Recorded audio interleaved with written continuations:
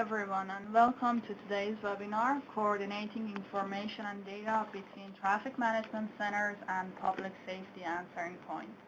My name is Neelu Parvinashtiani, and I will help facilitate today's webinar. Today's webinar is hosted by the National Operations Center of Excellence, or NOCO.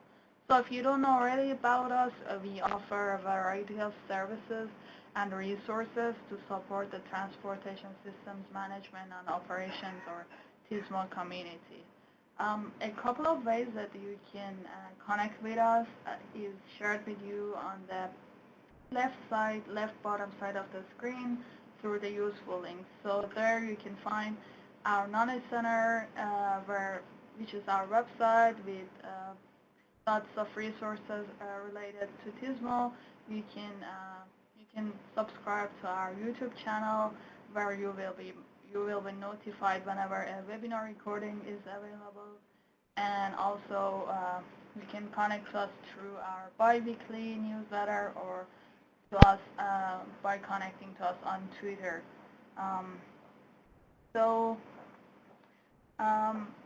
This webinar is being recorded, and that recording will be shared with you along with the presentations of today's presenters through our website. So I'll cover a few logistics for today's webinar. So today we'll have the presentations first, and at the end we will have the question and answer session. But we want you to stay engaged. So anytime during the webinar, you can use the question discussion pod to put in any comments or questions you have as you go through the presentations. At the end of the webinar, those questions will be read out loud and will be posed to our presenters. So that's all I had in terms of logistics. With that, I would like to hand it over to our moderator today, Lori Flaherty with NHTSA, who graciously accepted to help at this webinar and be the moderator today. So Lori, I'll hand it off to you. Thank you very much. Good morning, good afternoon to everyone, depending on where you are, I guess. And welcome to today's webinar. As was mentioned, my name is Lori Flaherty. I am the coordinator of the National 911 Program, which is a federal program that was established in 2004 to help support the folks at the state and local level that actually operate the nation's 911 system. We're lucky to have three really great presenters today, so let me tell you a little bit about them, and then they will launch into their presentations. First, Mr. Bill Ferretti. Mr. Ferretti has been with the Montgomery County, Maryland Department of Police for over 25 years and has been the 911 Emergency Communications Center Director since 2015. He has held previous positions within the center as the Deputy Director of the center and the IT Manager. Bill began his career with the department as an intelligence analyst working in the Special Investigations Division. Next, Mr. Paul Krasavich. Paul retired from the Connecticut State Police after 35 years where he held a host of assignments. His resume is long, but probably most germane to today's presentation. Paul is an affiliate of the IBI Group and currently serves as the Connecticut Department of Transportation's project manager for the Federal Highway Administration Train the Trainer program for TIM, for Traffic Incident Management. He is tasked with working with state, local, metropolitan planning organizations and private sector entities in building the Highway Incident Management Program. He works closely with state training directors for fire and law enforcement academies, as well as metropolitan planning organizations and industry, such as towing and recovery, to coordinate traffic incident management training activities and response planning. Third, we have Mr. John McClellan. John is the Freeway Operations Supervisor at Minnesota DOT's Regional Transportation Management Center in Roseville. John has worked for the DOT since 2002. John's group is responsible for monitoring 800 metro freeway traffic cameras, locating incidents, deploying overhead signs, coordinating response with State Patrol, and dispatching the Freeway Incident Response Safety Team. And without further ado, I'm going to hand it over to Bill Ferretti. All right, thank you, Lori. So good afternoon or good morning to everybody. It's a pleasure to be presenting today. So just first a little bit about Montgomery County for those of you that aren't familiar with us. We are located just outside of Washington, D.C. We're one of the close-in suburbs. We have a population of over a million people, and we're about 500 square miles in terms of territory, a mix of rural and urban environments. We have been co-located together in the Public Safety Communications Center since 2003, and there's really three operational entities that exist in this building that I'm going to speak to today. It's the 911 Center, which is a joint center between the police and the fire department, the Transportation Management Center, which is part of the county's Department of Transportation, and then the county department, the County Emergency Operations Center, which is part of the County Office of Emergency Management and Homeland Security. And then, of course, we are very rich with technology, so we have technicians and management staff from the Department of Technology Services for the county in the building to support all of our systems. What you're looking at on the slide is kind of a view into the two main operation centers. On the left is the 911 Center. As I said, this is a joint center between police and fire. We have 48 call-taking, dispatching positions on the floor, and this covers the entire county. In Maryland, the public safety answering point function or 911 function is done at the county level. So there's 24 of us in the state of Maryland, so we are one of those 24, and so we are the primary answering point. What is not included in that and relevant to this conversation today is the state police, which covers in the county, just covers two of our major interstates. We actually transfer calls to them for the law enforcement side of accidents, and then the Maryland Transportation Authority Police, again, for the law enforcement side of accidents or traffic incidents on one of our toll roads, we transfer calls to them. From a fire perspective, it's all a single service. The fire department is responding countywide to include on those highways.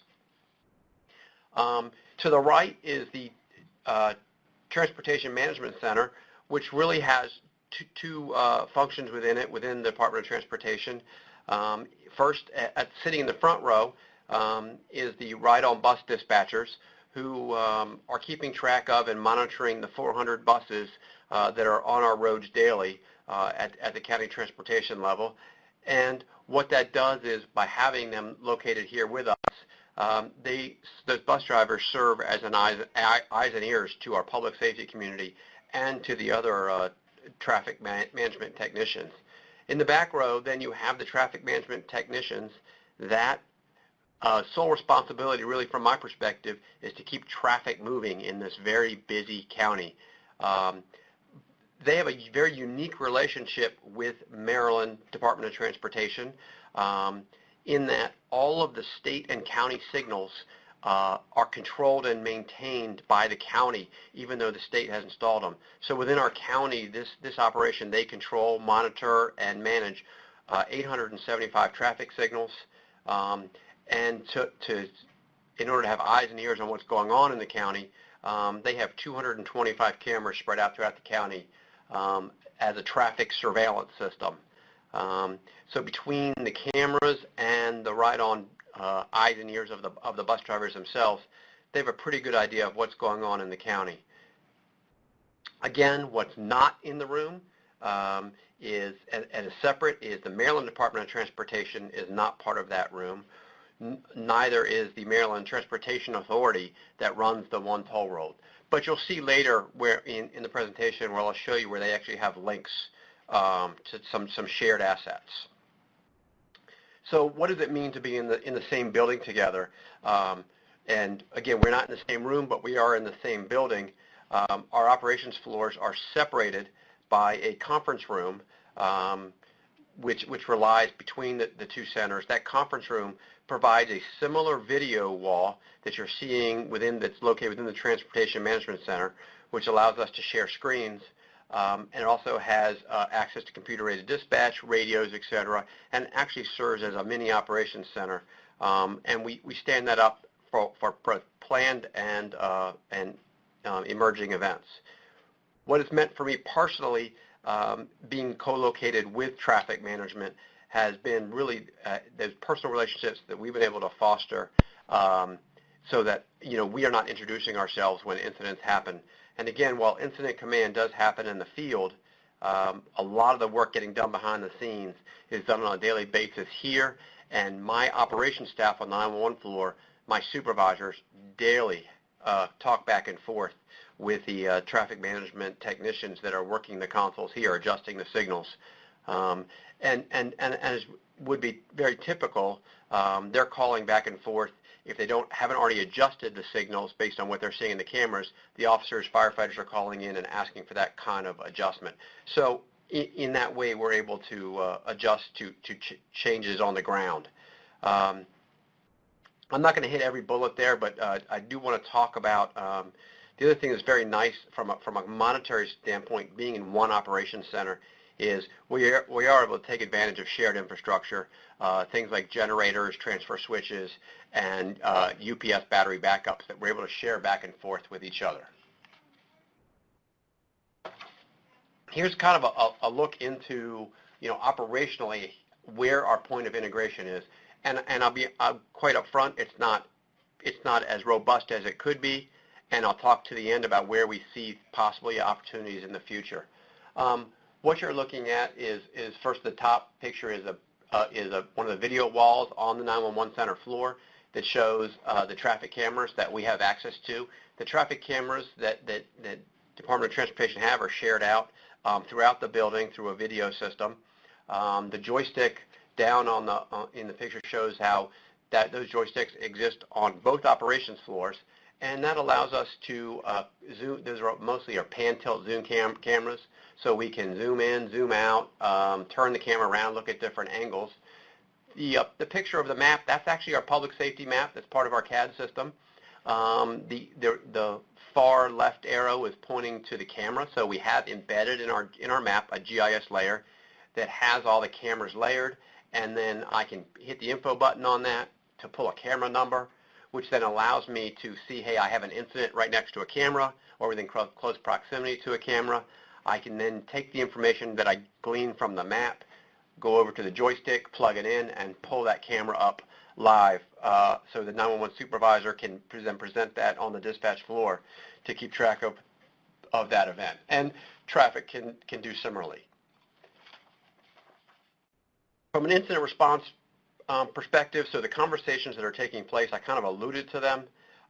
We do have direct phone lines back and forth, in addition to the back and forth of walking between operations floors.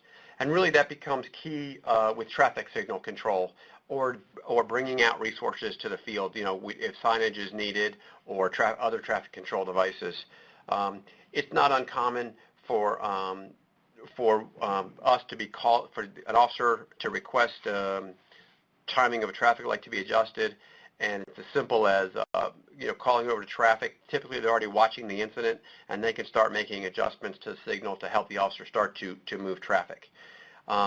The other nice thing from a safety perspective is having the ride-on bus dispatch, and all their buses, like our police and fire apparatus, are all AVL monitored.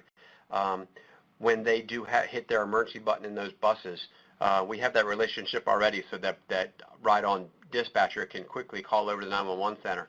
They know exactly where they are on the traffic map, and then they can quickly provide that information to us so we can get resources out to them. While not directly related today, I mentioned that we do have the Emergency Operations Center also located in our building, which does provide opportunities for, again, additional information sharing. Again, you'll notice in the pictures that they too have a large video wall in the front of their room. Again, an opportunity again to share out the same traffic cameras, the same computer views, so to share common situational awareness. And it's also nice so that the operations folks that are sitting in the traffic management center and the 911 center have access down to our senior leaders that are in the EOC making decisions so that we can provide them feedback into things that are happening in real time, and vice versa. They have access to walk up and spend time in the comm center.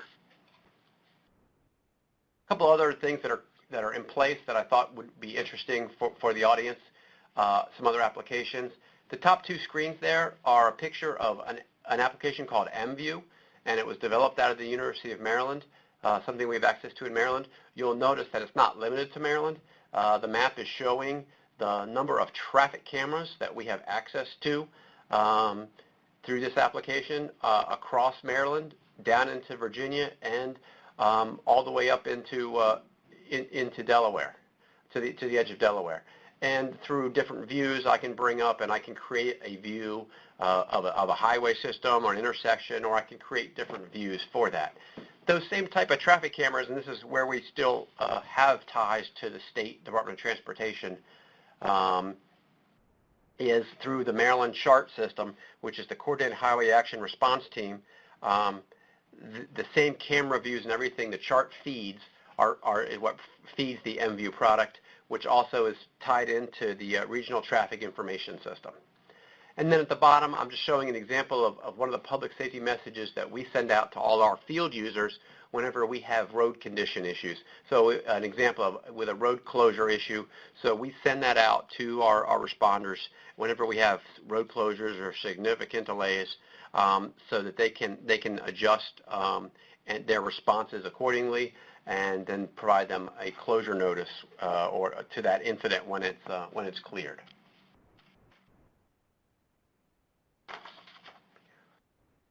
What we see for the future is, when we're exploring right now, is the Traffic Management Center is looking at, can they use our public safety CAD, and we happen to have a Motorola Premier 1 CAD, can they use it to manage the dispatch of their technicians? So they're looking at it from a workload perspective, but there's some side benefits that would come from that, and that is the ability to see, have integrated response in terms of knowing when they have technicians in the field. And then the other thing that we would like to see happen in the public safety CAD world is the integration of real-time traffic data into our CADs for things like vehicle routing, so that when the routines and algorithms that are used right now to determine which units are closest and quickest to get to a incident, that we could actually make traffic part of that. And along with that, the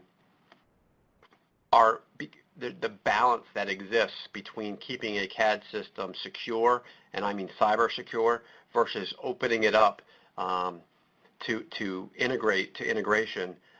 What we haven't seen yet, at least in our environment, is the ability to pull in GIS map services on the fly. We'd like to see that, so that something like the MView camera, if that, instead of that camera layer going to a separate application, if that could be pulled in as a map service into our public safety map, so we're not dealing with multiple applications. That's something that we'll be looking to have happen for us for the future. And that's what I have. I will now turn it over to Paul. Good afternoon, everyone. Just waiting for my presentation to pop up.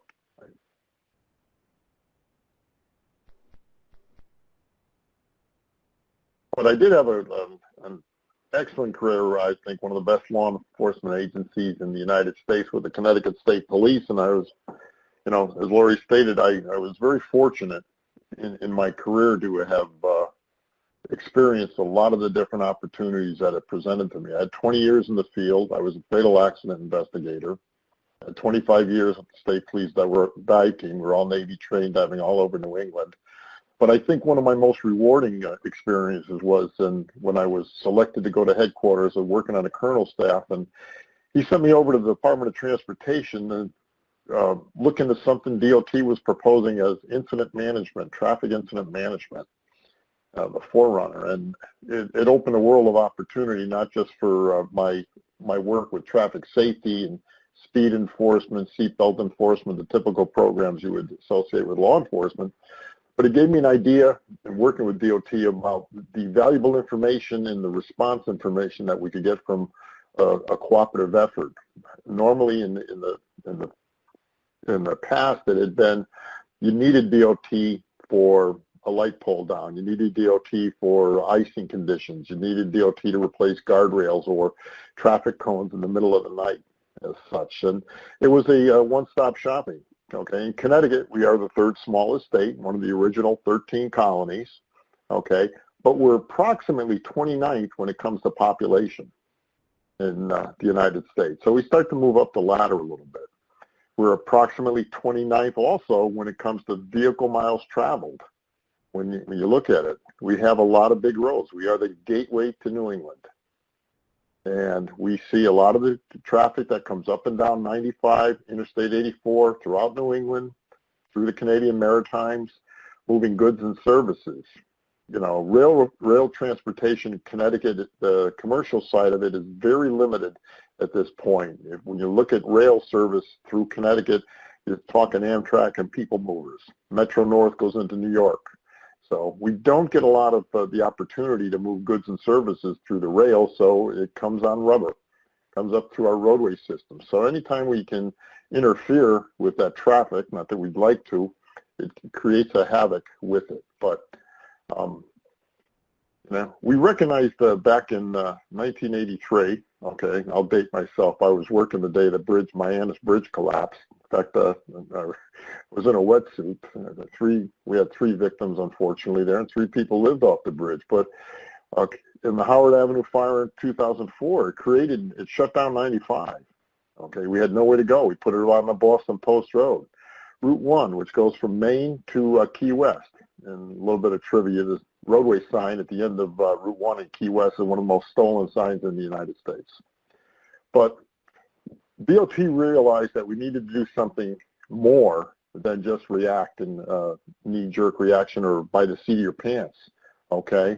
We had just graduated a state police class of approximately 90-some-odd troopers. They had been on the road for a month. They called all those troopers back, and they manned signposts on Route 1 because the local police departments were overwhelmed with the traffic.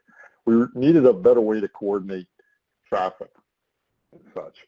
So what DOT did was we organized a highway operations group to work with CSP. When I went to headquarters in 93, that was one of my assignments as such. We opened up our first traffic management center. Now you talk about data sharing. I'm going to say this was an analog system at this point. But what DOT did was for all law enforcement fire needs in Connecticut, we don't have county government in Connecticut. So it's either local or state. And state police have 100% responsibilities for all interstates, highways in Connecticut, and approximately 99.44% of responsibilities for limited access highways. But heretofore, if you needed a particular resource from DOT, you had to call the individual garage. There's 4 districts throughout Connecticut and approximately 28 different garages. So if you needed light electrical, there would be a certain person in one side of the state versus another. And you had to keep those contact informations up to date.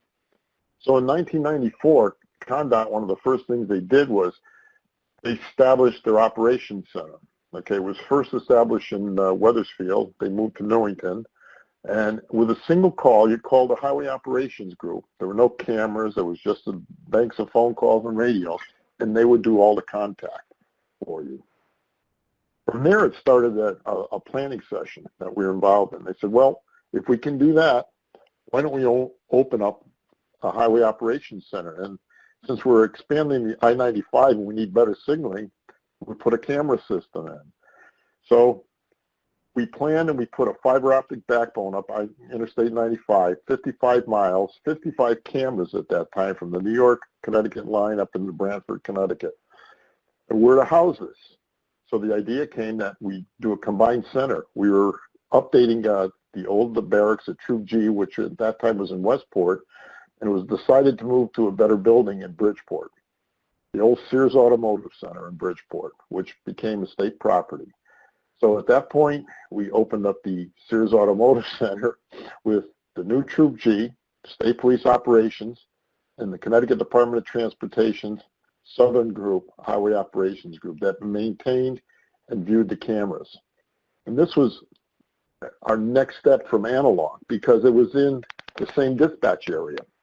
We had overcome some of the issues with the security of the state police computer terminals. Okay, they're not viewed from a DOT level, but the troopers found this was a great resource. The ability to look in and dial in on the cameras to get a better detail of the information, okay, where the accident was occurring, what it was, you know, where we can direct fire resources, EMS resources, because oftentimes when you're getting 911 calls, the calls that are coming in, the personnel may not be right at the scene. They're looking for their next available location point. Could be a half a mile on, could be a mile on. So it could be going the other way. Are you aware of this car? So this real-time system really started our partnership between DOT and state police, okay? Again, because it was co-located, okay? The Bridgeport Operations Center, or BOC, okay, again, began in 1995, okay? And it was the first combined operations center in the United States. In fact, if you can remember some of the old newscasts from CBS, they usually utilize on holidays and everything. They come up with a camera crew. Dan Rather broadcast there several times, and they would utilize the center there for their opening broadcast. Okay. From that, we were going to expand to the other parts of the state. So what happened was when DOT moved to the new building where its current headquarters is in Newington, we established the Newington Operations Center. These are manned 24 hours a day, 7 days a week, 365 days a year, so to speak, okay? And they cover different portions of the state. They have interoperability as far as that they can switch cameras. If one center were to go down, the other camera can pick it up, and vice versa.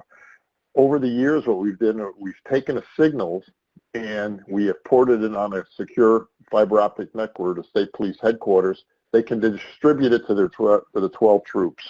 Not that all troops need the camera systems, because in some areas of the state we do not have cameras. But for those troops that require it, the state police have the ability, they can port certain images in there. So the camera systems were one thing. From that, we developed the variable message sign system that's managed by the operations center, both at BOC and in the NOC.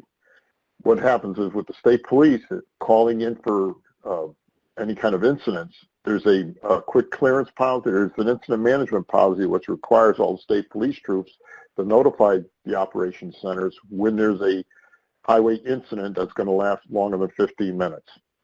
And when they do that, the cameras normally will swing over, put there, they'll evaluate the situation. If need be, the BMS signs will go up.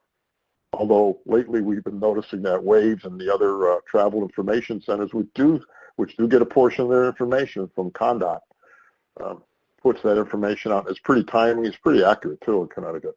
But so there's that. They can provide a variety of other services, such as dispatching the essential personnel, the resources that are needed by all law enforcement and fire in Connecticut. What you're seeing here is a screen view of the operations center, dispatch center in Bridgeport. That front view, if you can see toward the right-hand corner, is a trooper on dispatch. He's got a tablet which you can also port down. It's very ergonomically correct.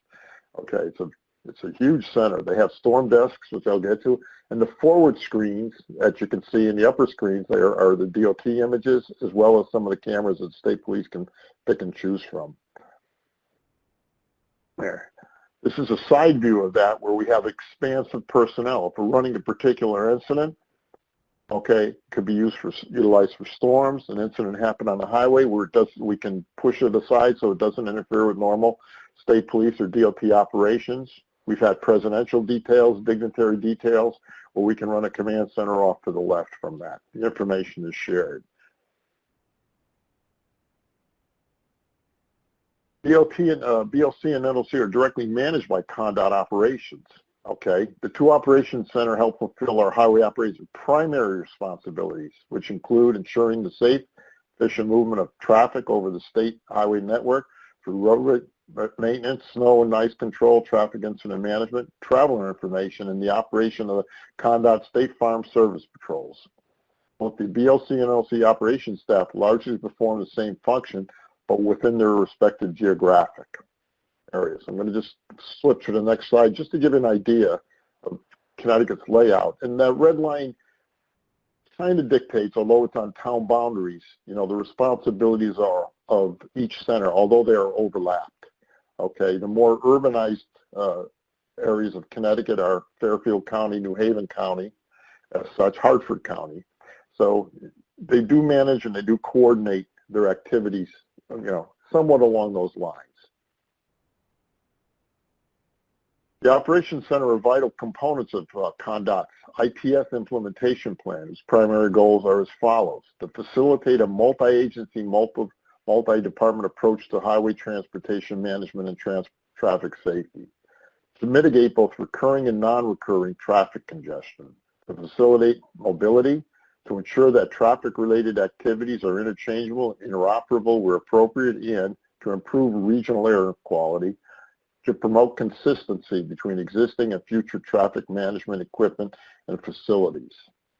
Both operations center operate and manage the state's Advanced Traffic Management System, ATMS, and the Crescent System, which is an internal system for DOT to maintain and identify incidents and times of delay.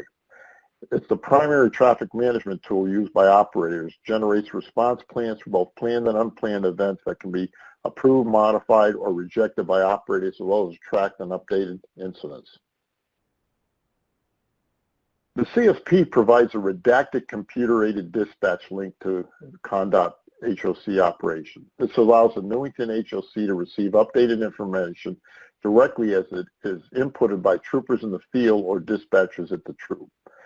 This information provides a level of detail, notification times for responding agency, extent of incident, arrival, clearance times. This redacted CAD does not provide detailed levels, example, operator and vehicle information, arrest information, etc., but allows CONDOT to examine response needs and times. This is what I'm talking about from our first levels of analog, which was a people-to-people kind of notification, and here's what you got, where a DOT operator up there can actually get some linkages in. This is where we've gone to that next level, and it's on a secure network with state police. The other thing that state police have provided to CONDOT is the state police system, the Connecticut telecommunications system. Within that, the state police maintain their own telephone network. Should AT&T, actually it's Frontier in Connecticut, is a primary network, but if that should go down, cell towers go down, state police still have within their capability and capacity the ability to communicate with other troops and other key agencies such as DOT. Troopers lovingly refer to it as the bat phone, where a DOT operator in Newington can pick up a phone, punch a number, and get to any of the state police troops directly to, without passing go to a dispatcher. And the CSP, at the request of CDOT, is in the process of revising its CAD time logs and incorporate a roadway open or scene clearance time log. These additional timestamps will note when the roadway is open and when the last CSP trooper leaves an incident scene. This additional information will provide an opportunity for CDOT and CSP to examine scene clearance times and practices and aid in the development of future measures. This is a direct result of PIM participation by Connecticut. Okay, we realize that, yes, the crash reporting does give us certain things, and they, with the MUC standards, they want to add some of the timestamps to it, but we realize also in Connecticut we've had additional incidents that have created roadway blockages, and we'd like to get a handle on those. So this is what we're looking for. Again, I've covered the CDOT provides a direct traffic camera linkage to CSP. CDOT has provided assistance for CSP to fit push bumpers to their patrol vehicles over the years as far as a TIM measure to remove disabled vehicles from the travel portion. It's also supported the CSP Traffic Services Unit, Accident Reconstruction Unit, acquiring equipment to aid in collecting scene evidence and documentation of traffic incidents that reduce collection times. The Traffic Service Unit continues to evaluate and identify new methodologies and equipment that will provide this timely and efficient scene documentation. One of the things we've noticed with providing this equipment is the level of detail. Okay, you'll hear your total stations are out there. Now they have laser stations that are out there, drones. But the level of detail that they provide in their maps and their scene reconstruction maps have proven to be an aid to the DOT engineers. Okay, they can readily take this information, these really, really acute mapping, okay, and accurate mapping, and look at it. It's overlaid on, most of the time they overlay it onto a GIS backbone, and they can look at the actual, what the troopers have in their investigation to evaluate it further for any kind of needs in engineering. Okay, our next steps. We're looking with partner agencies to evaluate strategic needs toward improving the safety of all transportation users. We're trying to reduce secondary crashes. And that is utilizing timely coordinated information sharing. That's what we're talking about the next level. Okay, that analog system, this whole webinar about what can our primary PSAPs transfer? What can our CAD systems, what can we share that would be of value? Because collecting data for the sake of collecting data is nothing. Okay, to establish a goal or utilize that, try to evaluate it, that's what's important. Not just the fact that we can clear crashes faster, but are we working more efficiently? Do we have the tools needed to do that? Are we getting the right people in there in a timely manner? So, that's what we're looking to provide, critical links and information in this timely manner. We're actively working with CSP to provide that seamless transfer of CAD data. Right now, it's a redacted screen. It's actually a separate terminal the way DOT has it up at the various stations. So you basically look at it, and if you need to port it into a DOT information system, it's still that manual effort. So part of it is dealing with some of the legacy systems. Although state police CAD system is certainly not a legacy system, some of the DOT reporting systems need to be updated, but it's a question of when. But those are some of the next steps we're looking to do to seamlessly move this information from one department to the other. And it's not just, I primarily talked about CONDOT and CSP, although we do port and talk with the fire services. They have direct lines up to the operations center. We do provide camera images. We do not record our camera images. We have the ability to, they're online. The average citizen, public, and television news services use them all the time. But we maintain the ability at DOT to redact the camera. We don't want somebody being notified of the injuries or unfortunate death of a loved one on the 6 o'clock news. So we do utilize the camera systems very discreetly. Again, we don't tape the camera systems, and although we get constant calls on why, because it really has no useful to our process of handling traffic information to record incidents, but times and the ability to look at incidents or port it over to another agency so they may have a look at it as such is proven very valuable for us. Okay. But I have contact information. Again, I was pleased to look at the next step of data sharing. And again, Connecticut was the first to operate a combined operations center, and it's proven beneficial to this day. Okay, the ability, especially in that corridor, if you're looking at Connecticut to describe it, that is the most heavily traveled corridor we have throughout Connecticut, I think throughout the New England, New Jersey area, tri-state area. As such. So we have the ability to share this information, okay, but we are looking for the next step as to what is valuable to share, what data is valuable, real-time data to share as far as openings. And I think I'm going to turn it over to John. All right, thanks a bunch. And thanks everybody out there who's listening, and thanks to Bill and Paul. I think we've gotten a good cross-section of a couple of different uses of the data sharing between the different dispatch centers. So I've been fortunate on my side to be here for 18 years at MnDOT and to kind of see, well, I guess 19 years to watching traffic, and then 16 years here at MnDOT to be able to see the evolution here between a relationship with maintenance and patrol. So What I'll talk about, it's maybe not the catchiest name, but it's basically what we're going for, which is simultaneous incident response. So at the same time that the troopers are going, the traffic management center is notified and using their tools, and then if necessary, maintenance is going. So it's trying to get all those primary state transportation agencies queued up and responding as closely together as possible. Somebody else has got a better name for it, let me know. That was the most direct one I could come up with.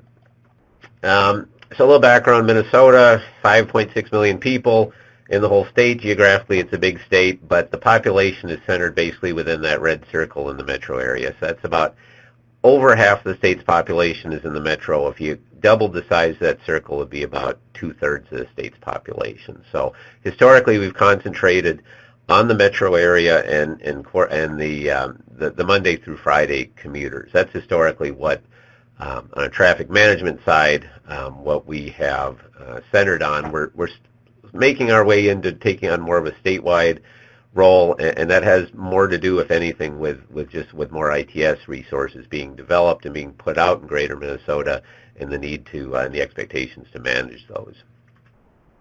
A little background on the area, and just to give, since I'm assuming most of the folks out there have not been to our fair metropolis, but there's Minneapolis, there's downtown St. Paul, the airport, Mall of America for shopping fans.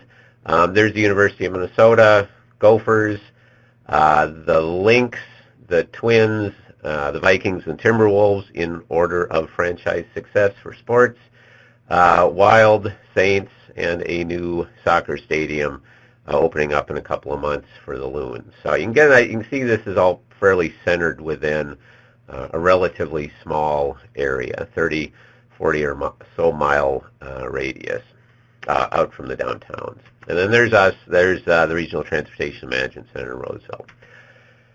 So RTMC, Joint Dispatch Facility for Minnesota State Patrol Dispatch, which is part of DPS, which is Department of Public Safety, which is a different agency than DOT.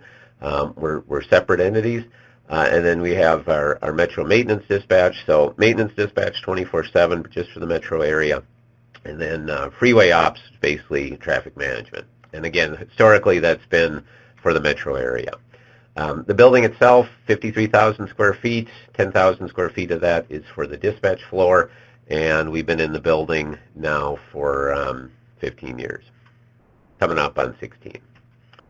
So that's what 10,000 square feet looks like, a big open room. In the far end of the room is State Patrol Dispatch. In the middle of the room is Maintenance Dispatch, and then closest to the camera is Traffic Management. So one big open room, no walls, no barriers, and that was what the intent was when this was all put together. There would be an open floor plan. State Patrol Dispatch, close up to them. There's Maintenance Dispatch, and then our folks there in Traffic Management.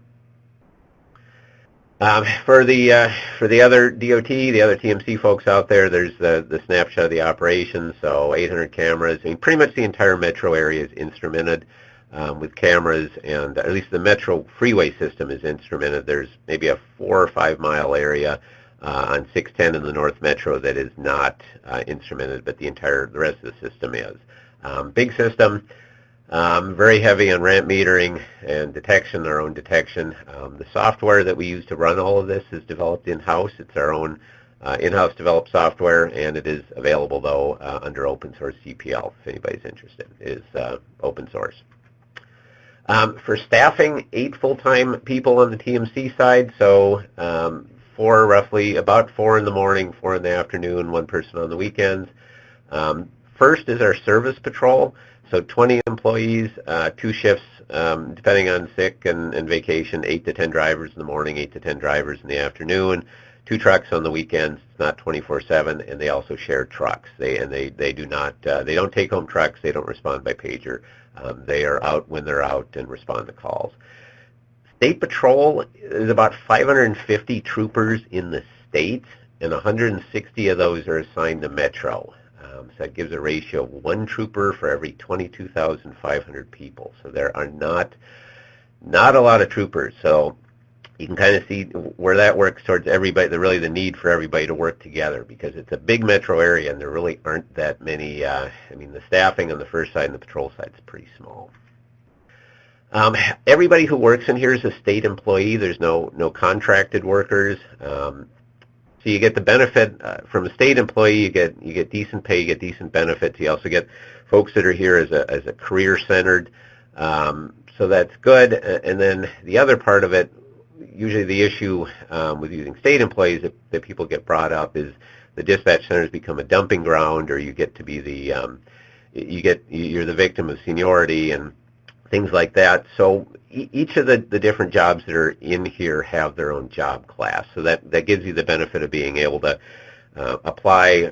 being able to hire the people that you want to hire under the qualifications that you want. And the TMC operators are actually even in a different union. It's a technical union that's a spin-off from everybody else is in AFSCME, but the TMC operators are in a different job class, or in a different union. So our goal on the TMC side, awareness of every incident that's happening on the freeway system, and basically it's find it, pin it down on camera, 20 seconds. It's not a guideline. It's not written up on the walls. But it's realistically, that's pretty much what it ends up being. Sometimes it's quicker, sometimes it's slower, but say on average it's about 20 seconds to get that incident on camera. Is it where we think it is? Make some determinations. Are we sending the service patrol? Are we putting up overhead message boards? We work constantly with State Patrol to get the locations clarified. In a lot of cases, just keeping an eye on it, see what happens if it's going to get worse. But basically, is it something we can do something to help get cleared a little quicker or be a little safer, at least warn the public about.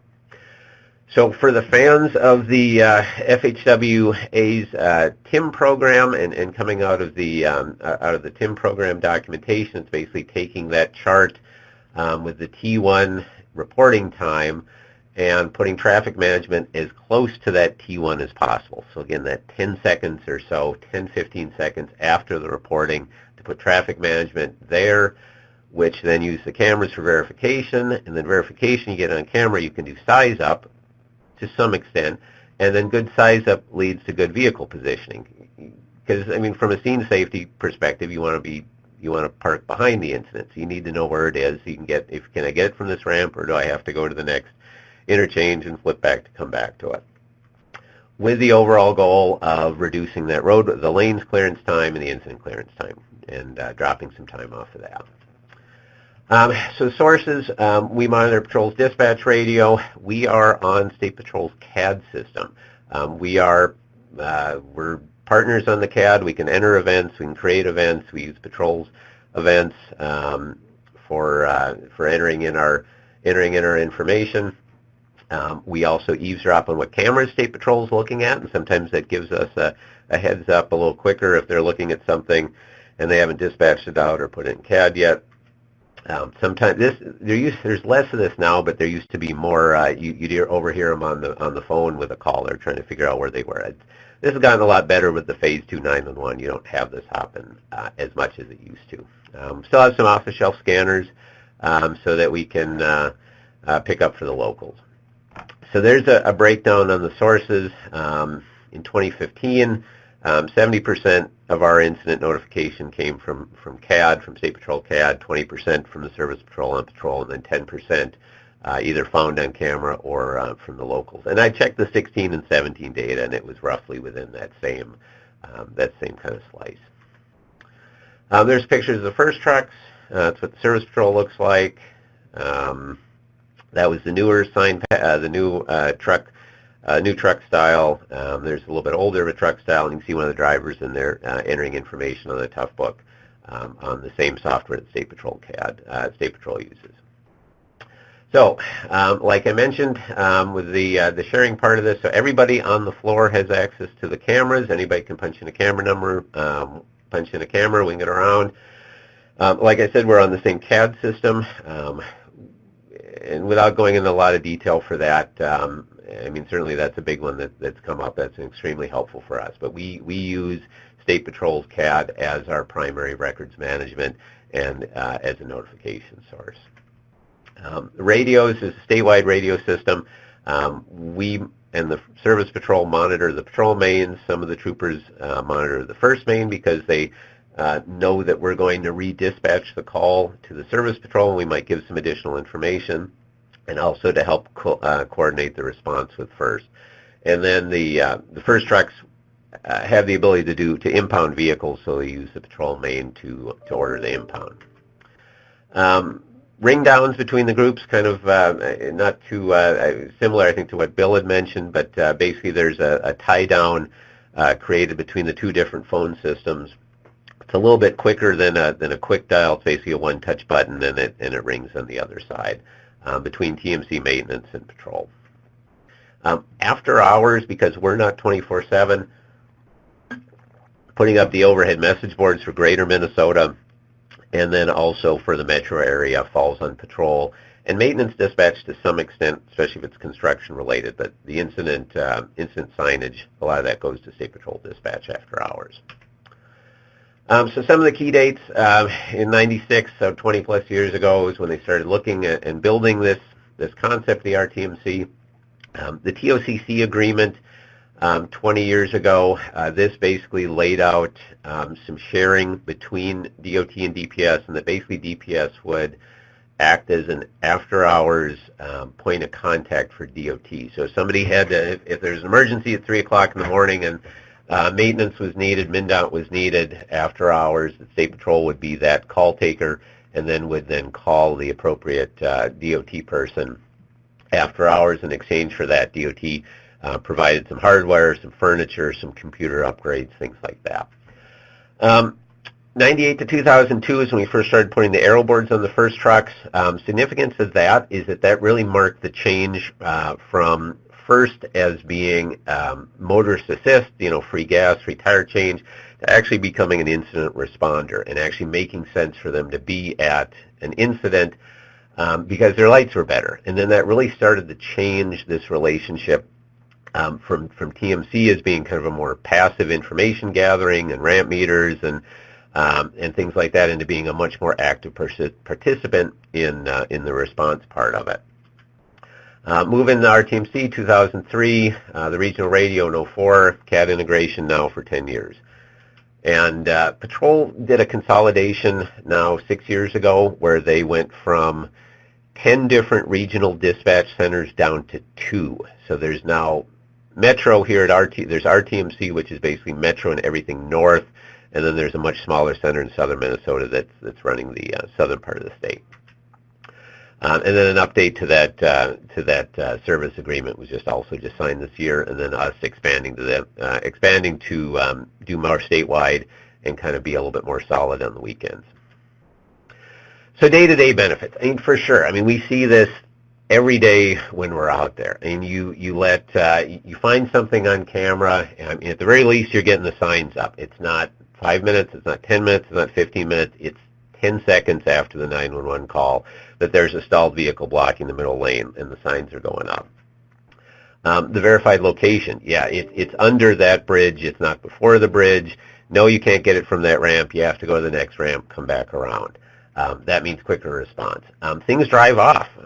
Stalls restart themselves. Crashes, get out, they talk, they both drive away. Motorcycles go down. Get 1 million 911 calls about the motorcycle down. You bring it up on camera, the guy gets up, dusts himself off, and rides off. Crashes. Our first will go out and clear crashes, if not to the shoulder, but if we can, even off to a gas station, somewhere off the highway, clearing debris. And that kind of collaboration, so then the trooper can slow down. They're not running code through rush hour traffic. Stuff like an overheat when it is below zero looks very impressive. It generates a lot of calls. You can usually tell on camera to some extent whether it's an overheat or a fire. Just goofy stuff like getting, when it is a car fire, getting the salt truck started at the same time the fire department is being started, so that everybody is there and can do their job and nobody's having to wait for the next guy to come. So that salt's ready to go at basically when everything else is clearing, they can hit the salt. So the thing that's going to sure perk up everybody, all the DOT folks at least here, is all the management people, what's the cost benefit ratio of this? $1 billion. No, we don't know. This was one of the trade-offs that we had to make, is that we used to have data analysts, and then as those data analysts retired or moved somewhere else, we repurposed those job positions to be dispatchers. That gave us the real-time benefits of the incident management in real time. Then we really lost the people who would do the data analysis, create the tools, stuff like that. We have a ton of data. It's all there. It needs to be looked at and some numbers associated with it. One of the things that we looked at was secondary crashes and using the CAD data. We do record our cameras, so one of the things that we did was comparing CAD data with the previous day's crashes with video, and then trying to see how many of those were secondaries, and that's what we came up with 4%. Just one of the other things they figure about, just one of the weird things we've seen is the big crashes, and we had one of these last Friday. Big crash, whole freeway shutdowns, semis and cars, and the whole works going on. The whole thing clears out of there in 30 minutes, which was pretty impressive, and that's basically because folks are looking at it on camera. They know that it's there. They know where it's at. Tows are getting started. Fire's getting started. Ambulance is getting started. Everybody's coming out there and doing what they're supposed to do, and the whole thing gets cleared out. So it's kind of funny when you get some of the other crashes that go on for an hour and a half with the minor crashes. And then major incidents, so you build a good relationship for day-to-day stuff, and then that makes it a lot easier. If you've got good relationships day-to-day, minute-to-minute, hour-to-hour, it makes it a lot easier to scale up for the medium-sized events, and then when the big stuff happens, you've got a good track to follow, and it makes it a lot easier. Certainly the bridge collapse in 2007. At the very least, everybody in that room knew exactly what this was. Everybody in that room knew what the scope of it was and what this all meant in that first 10 seconds or so when the camera moved and were able to start calling their appropriate resources.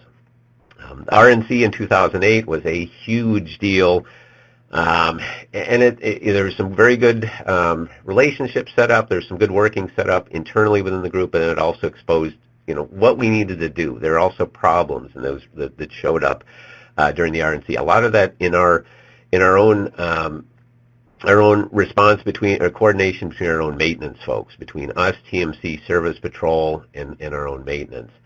Gas line explosion, 2011, and then really most recently the Black Lives Matters protest in the 16 and 17 years, and a number of freeway closures. And the relationships with that, and then trying to improve on the whole process, and that really, those things really, I think, connected a lot of folks here and kind of it really built on the relationships and really put together some good practices. And then all of that then culminating with the Super Bowl this year, and taking a lot of the lessons learned and trying to fix a lot of the things that didn't work right, like at the RNC, and trying to incorporate that into the Super Bowl response. And one of the little side notes with the Super Bowl that I didn't think when I was putting the slide together, and I didn't think about it until a couple of days later. But one of the funny things is that when the Super Bowl was going on game day, and I was here at RTMC, it was me, it was the lieutenant from patrol, it was all of the dispatch folks, there was my comparative supervisor for maintenance dispatch, and the ops center manager for patrol's PSAP. We're all here. So, but the governor, the commissioner, the lieutenant commissioner, lieutenant governor, head of maintenance, none of those folks were here. They were all at home, hopefully in their jammy jams, eating nachos, watching the game. And they all resting assured that if something really crazy happened, we'd give them a call. But we were able to handle this incident, and a lot of the planning and the meetings and all this came together with the same folks who had been working together for the last few years. And even with different people coming in, it was still adapting the procedures that had came up were just the working relationship. Not a lot of this is formally written down. It's just the expected way of doing things that this has evolved into. And I thought that was really cool. Years of hard work. The first few years when we all moved into this room, it was not pleasant. It took years of people being able to work together, and it took some retirements, and it took some other things in order to get rid of some of the baggage and be able to get where we are. This took a long time, both individually and then on the management center, both with the individuals on the floor working, but just between first and patrol, first and maintenance. This whole change and evolution relationship took a long time, and it was a lot of work. Maintaining it, like any good marriage, it's a lot of work, and you don't take anything for granted. And something could change that could really screw stuff up. So you really try to keep going with a good attitude and be patient. Knowing that TMCs and service patrols are often the first ones to get privatized if there's a budget or if there's a political side to it. We've been lucky. We've been very lucky here with some of the governmental choices to be supported. Other challenges, this is always, it's a big deal to us, and this is the same on the TIM stuff. It's a big deal to us. We're trying to get the other PSAPs, the other responders, getting the information out to them. I mean, we have this whole elaborate system that pins everything down and what exactly is needed, but trying to make others, trying to get the other folks to be part of that too and understand the importance of it. Getting the traffic video, so we share traffic video with the PSAPs, working on a process now to try to upgrade our video sharing, so it's not just stills to the public, it's actual streaming video. And hopefully that's kind of a back end to get more on the response side involved in this as well. A lot of the local, there's still a number of independent PSAPs in the metro area. And the counties all have their own, and then Hennepin County, there's probably a good 8 or 9 independent PSAPs. And a lot of these freeway calls go to these local PSAPs first. And how they triage the calls, how they pass the data on, how timely they pass the data on, those are big challenges. Because again, we have this whole elaborate system that's built on knowing about things as quickly as possible. But if that 911 call gets intercepted by somebody else, then it kind of slows down the process. Starting to see, there was a move recently for a few of the local police departments to start encrypting their mains, which basically makes those scanners useless. Also for the troopers who have those channels in their radios, it makes that useless too. So that, unfortunately, that move is something that we're going to have to see how that plays out, because that goes against the information sharing. People putting calls into Waze instead of calling 911. I guess Waze is better than nothing, but there's still where that goes with the crowdsource and where people's comfort level, especially as people's expectations start to change, and where they feel comfortable delivering information as members of the public too. And then our move to the statewide and how we evolve into that. And of course, connected vehicles, the big one. What is this all going to look like in 5 years? What's it all going to look like in 10 years, 20 years? A lot of changes, and see where that all goes. So that's it for me. Thank you very much, everybody who's out there. If you got questions, remember, put them in the pod. And then I will turn it back to Lori for Q&A. Thanks, everyone. Thanks, John, and thanks to Bill and Paul as well. I really appreciate all the information that you shared with us today. Before we go to it looks like we have a few questions, and John, thank you also for reminding folks that if you have questions to put them in the pod. While people are doing that, I have a question for all of you. And John, you sort of alluded to this. And it sounds like all of you have been around long enough to, in some capacity, perhaps to answer this question. I'm curious about the business relationship and how that was established between, Bill, between the PSAP and the DOT, or Paul, between CONDOT and the state police. And John, you sort of talked about that in terms of MnDOT and the, maintenance dispatch and the state patrol. Where did that come from? How did it start? And if there are any lessons that you learned that you could share with folks, I think that would be really valuable. Well, I think one thing that certainly hasn't hurt is that patrol or DPS, or it may specifically be patrol, is not allowed to own property. So basically they have to embed themselves at another state facility or rent. So that certainly went a long way towards the DOT having some leverage as far as, okay, we can create an office for you here, or you can be part of this dispatch center that we're building. We want you to be part of this, and you kind of have to, because Otherwise you've got an office in the other DOT building. So that certainly helped. But then getting the TOCC agreement and looking back at that now, that was all pretty basic, and it was 20 years ago. But it really had outlined some very specific things. If patrol does this, DOT will give you this. If you guys do this, we'll do you this, and do this stuff for you. And those were building blocks that then a few years later, you don't even think about it at the time, but 5-10 years later, it's like, well, that stuff wouldn't have happened without these other building blocks coming in first. And, Lori, from a Connecticut point of view, since it's all a Connecticut building, initially back before we made the move to Bridgeport, when it was in Westport, the Department of Transportation was going to build a traffic management administration building right next to the troop. Okay, it was one of the as such.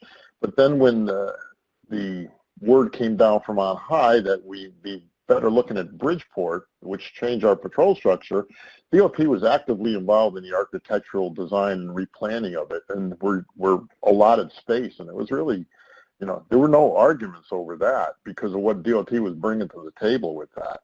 And they maintain, the camera systems, the IT side of it, they maintain and are responsible for that. It really, the Connecticut telecommunication system oversees that. But over the years, as budget crunches go, a couple of historical, well, they're laughables now. We've had DPS. It's no longer DPS. It's a Department of Emergency Service Public Protection. But we've had commissioners that wanted the DOT to pay for mops and brooms and toilet papers and their fair share.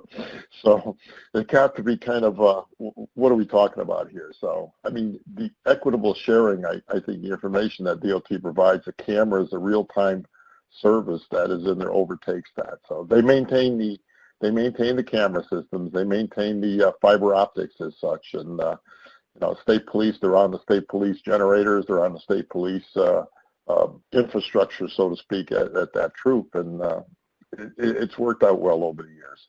All comes from the same resource. So in Montgomery County, I will look at this from not only a county perspective, but a regional perspective. And I think the impetus for interoperability is driven by events. So a couple of examples. 1993, Air Florida crashed on the 1416 bridge in D.C., created in the D.C. region radio interoperability, came out of that event. The derecho 6 years ago in this region created a move for much tighter integration between regional 911 centers. Different events that have happened, 9/11 as an example, created an opportunity for a change in a way that you looked at your operation centers. So the center that I mentioned that we're in, that was opened in 2003, it was planned prior to 9/11, and between the D.C. area sniper and 9/11, they actually stopped the planning, and the construction already started, and they made modifications to change how the building was going to be used and who was going to be in it. So I think it really is lessons learned from incidents driven. But truly, the work of the relationship building happens at the management level and at the line level within the operations people. So it's really, I believe, the impetus creates from the events and maybe from a political or directive from working its way down. But the true day-to-day working relationships is a bottom-up approach that really is where you get your best bang for your buck. Thanks for that. Let's go ahead and go to the questions now. So it looks like the first question is, any experience with priority cell service for first responders from either AT&T or Verizon? Looks like a broadband/FirstNet question. Yeah, so I'll start with that. So Montgomery County, most of our phone and mobile data users were still on Verizon. So, and traditionally, Verizon has charged us for wireless priority service. What we have seen since FirstNet won the contract and has started to make offerings is Verizon has started to soften their stance on certain things. And just within the past couple of months, Verizon is now offering I can speak to the police department in Montgomery County. They now offer to us free across the board wireless priority service. So we are seeing a change in how the cell companies look at public safety.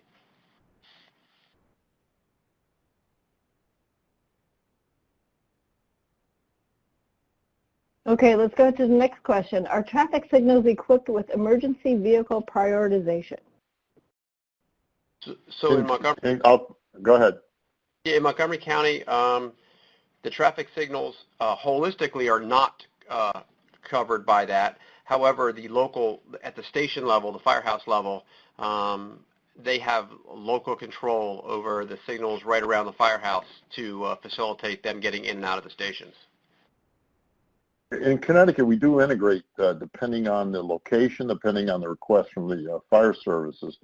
It is predominantly for the fire responders that do that. It's not for police or police emergency vehicles per se. But when we updated the signals and starting along Route 1 after the Miami Bridge collapse, there was a need for coordinated signaling, and it evolved from that. So DOT does, on state roads, DOT does, will equip that on request. I think on the Minnesota side, pretty much all the metro area is heavily equipped with preemption for the signals, and the state runs signals. The cities, some of Minneapolis and St. Paul run their own signals. The counties run their own signals, but they're all, as far as I know, they're all on the same, using the same preemption systems. So that the systems are comparable. And it's fire and also medics, and some of the police departments use preemption. Patrol uses preemption. But like the local PD does, I don't think Minneapolis or St. Paul does. Minneapolis doesn't, at least. Minneapolis PD.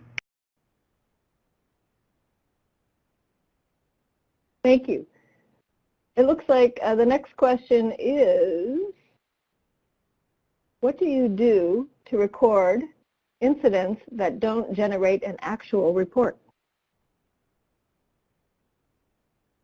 Well, from a Connecticut perspective, I mean, since we kind of really, I don't mean the local police department provide tremendous backup and resources on there within a patrol area, because I like I like John's thing that this is the lowest staffing levels I've seen in state police history as such. We've had several retirements and we've gone down to a very low number. So patrols are few and far, they're stretched thin, but everything is recorded. I mean, from a state police perspective, if we respond to something on the interstates, limited access highway, where the 300 and some odd cameras of DOT are located, it does generate a CAD report, whether it's a disabled vehicle, a medical assist, car fire, as I explained, or a crash, hazmat.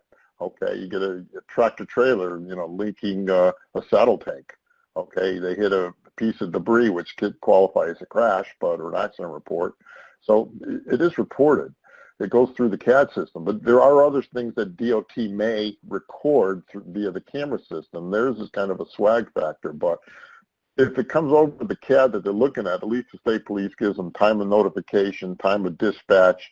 They can look at when the incident is cleared. They'll have an incident clearance time. It doesn't really dictate whether the road, all lanes are open or the scene has been cleared. So that's what we're trying to clarify. But we do that, but DOT on occasion will pick up something they weren't notified on. It was maybe a breakdown in the center lane. CSP didn't notify that. They've had their own record. Some troops, get busy and they fail to notify it. DOT swings the camera, finds something that may not have, don't notice in CAD, but put a swag factor in there. And on the Minnesota side, that was part of the helpfulness in having the TMC operators be able to enter events into CAD as well. So we'll create our own CAD events. If we see something maybe the patrol's not responding to, like a stall or maybe it's a crash the locals are with, it's on the freeway, we'll create our own CAD event for it. And the way its system set up is that we can create it in a way that it doesn't generate an event for patrols, doesn't show up for them, but it still gets recorded into our database. And then we can do the same thing we can still record our benchmarks on clearance time and even use our own service patrol guys to go and respond to it. And then also the service patrol can create their own events in the field too, and those show up on the TMC side, and then if we want a patrol event for it, we'll just call over there and they'll create it and we can merge the two together. That's a good point, John. Our service patrol trucks, we do have a very active service patrol. We're co-sponsored by State Farm, but they can generate their own information. It basically goes into the Crescent system, so that's where DOT collates everything else. But forgot to mention our service patrol and the incidents they do respond to.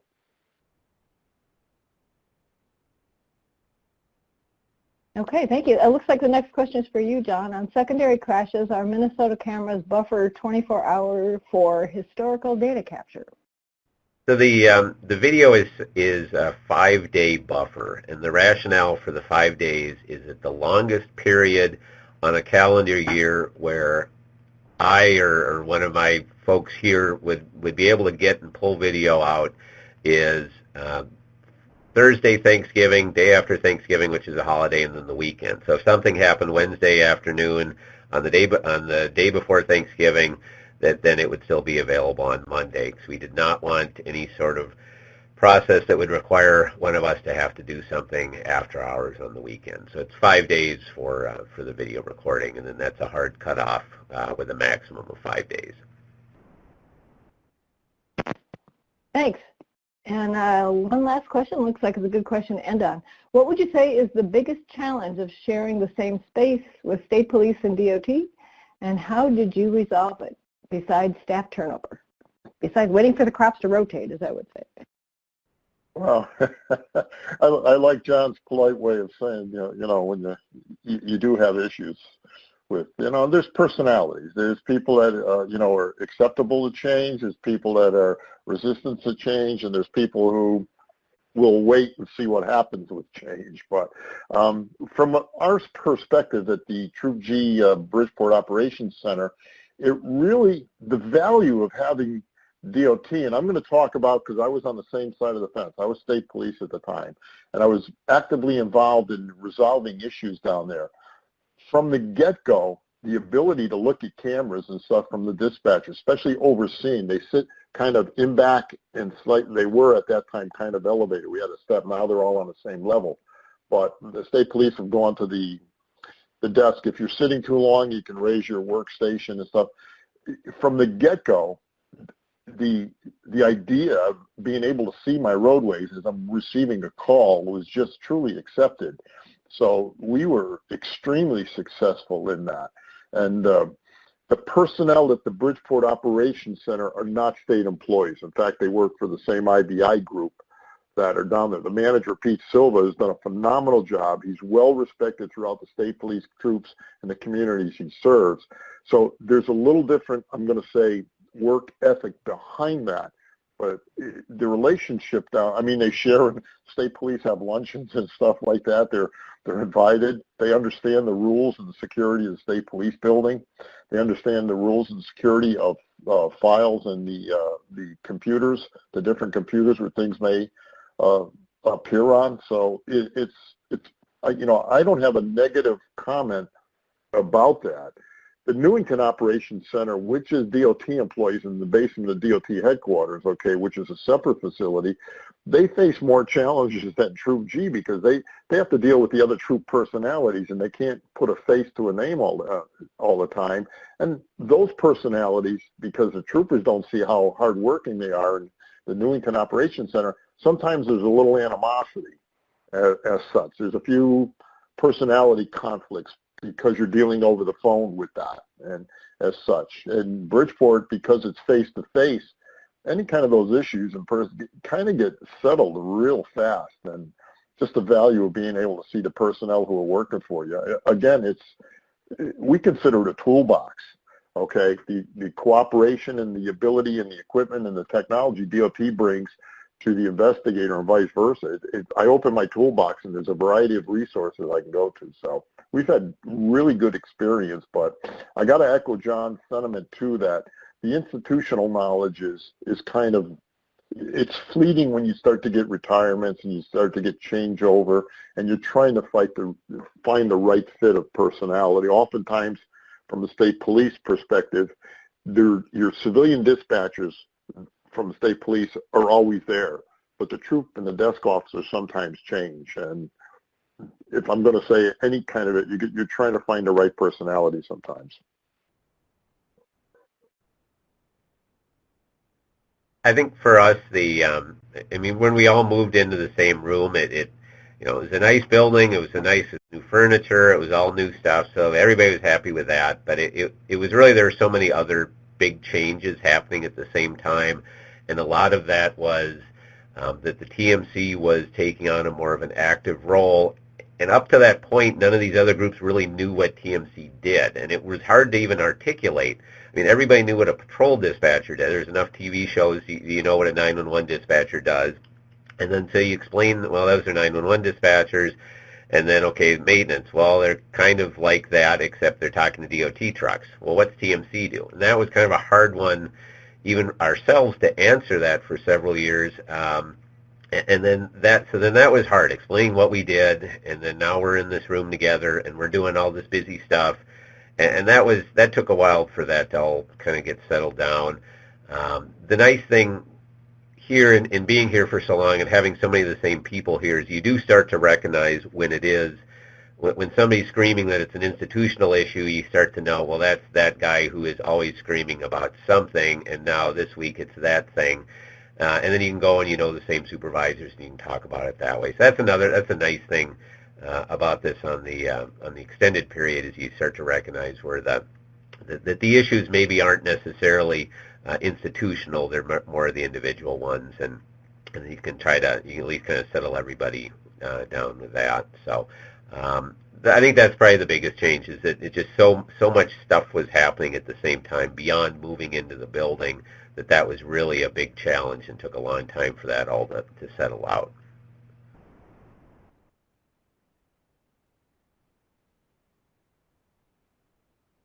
Great. Well, Bill, Paul, John, thank you very, very much for sharing your expertise and your experience. I'm going to turn it back to our host today for any last words. Thank you so much, Lori. I see the questions are done now, so we can go ahead and wrap up. Just one more time, I really want to thank our wonderful panelists and also our moderator today. I found the information shared helpful. I hope the participants felt the same way. And a reminder that, again, this webinar was recorded, and it will be shared on the NOCO website along with the presentation slides. On behalf of National Operations Center of Excellence and our presenters, thanks again for joining us today, and have a great rest of your day. Thanks, everyone. Thank you, everyone. Thank you. Thank you.